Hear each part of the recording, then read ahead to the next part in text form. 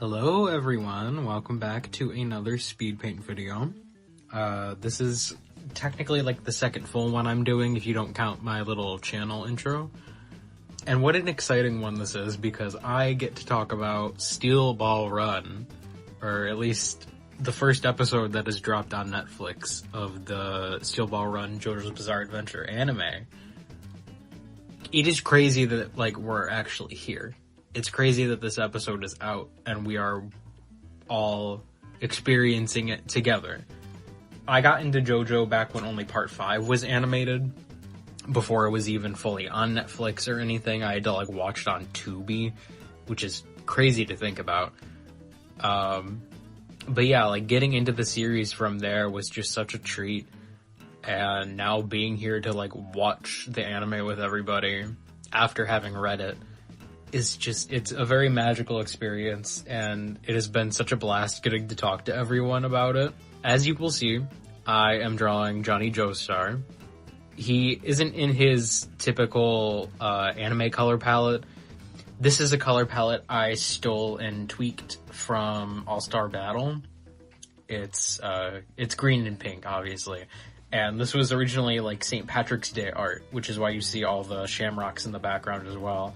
And I figured, well, Steel Ball's green, might as well draw him in his green outfit, really just lean into everything. So, this guy is not gonna get pinched anytime soon, that's for sure. With the Steel Ball Run anime, first of all, I just want to say, God, that was an incredible episode.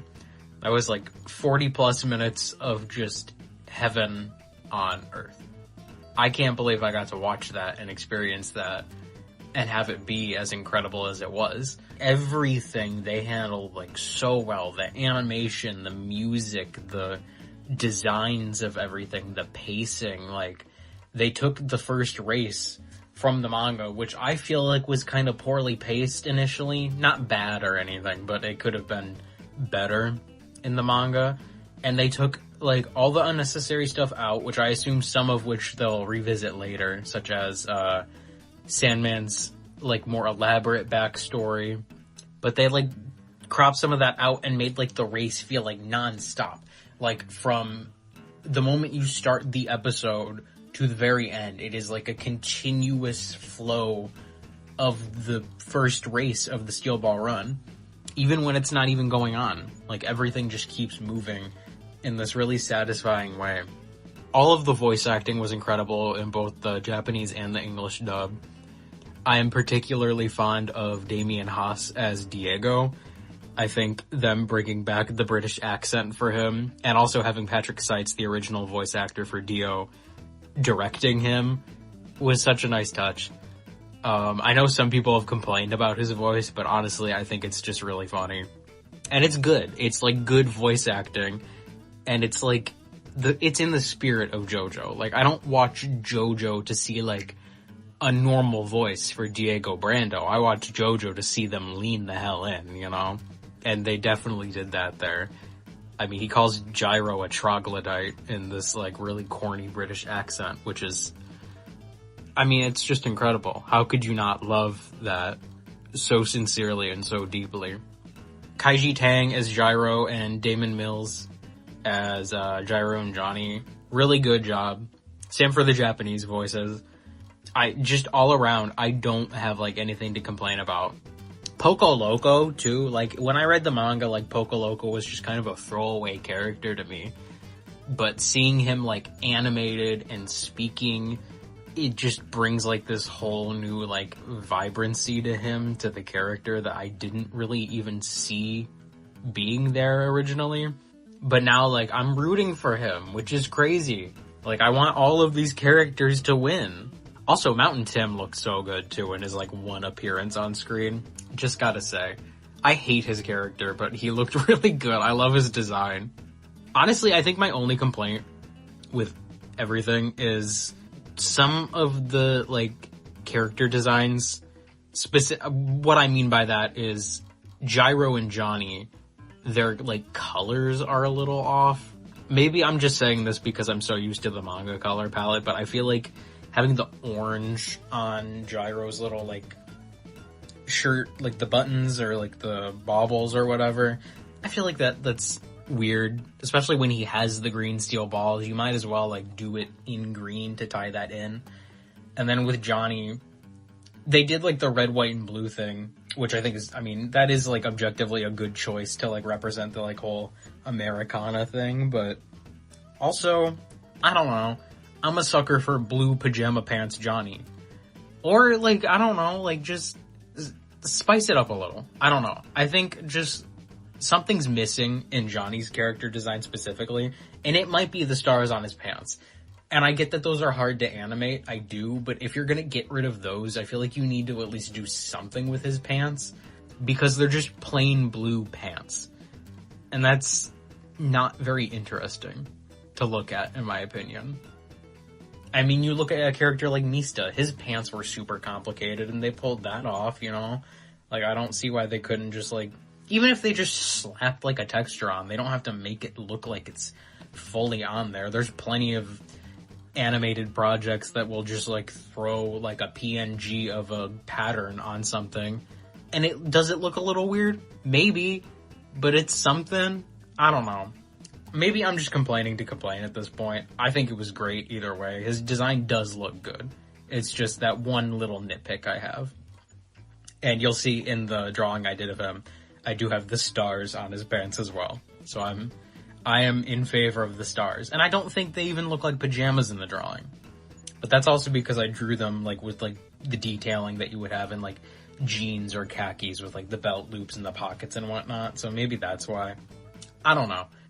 The big thing going on right now, the big topic of conversation surrounding the Steel Ball Run anime is when are we getting episode 2? Many people were hoping that it was going to be a weekly release schedule. And it would be, I think it came out the 19th, so people were hoping episode 2 would be out on the 26th. But that doesn't seem to be the case. Nowhere have they announced that that would be the next episode's release date. Netflix did their little, like, anime this week thing, and Steel Ball Run wasn't on there. And furthermore, there have been comments from one of the animation directors, I believe. I think this came out before episode 1 officially released, but is still important to keep in mind, that they didn't know when the next episodes would be out, and that they're still working on them. They didn't explicitly say that episode 2 was still in production necessarily, but they did not say that either, and it's more than mildly concerning, because many people were hoping that they would not repeat Stone Ocean's mistakes. And it seemed like optimistic in the sense that we didn't start off with a batch drop. We started off with one episode. So eventually maybe we will get to that weekly release schedule once they have more of the episodes finished. But I don't see that happening either at this point. Because if they were going to do a weekly release, why not just do that from the get-go, you know? I don't know what to expect at this point in time. There have been, like, rumors about them doing, like, batch releases all the way up into, like, 2028. I really hope that's not the case. I'm choosing to believe that's not true.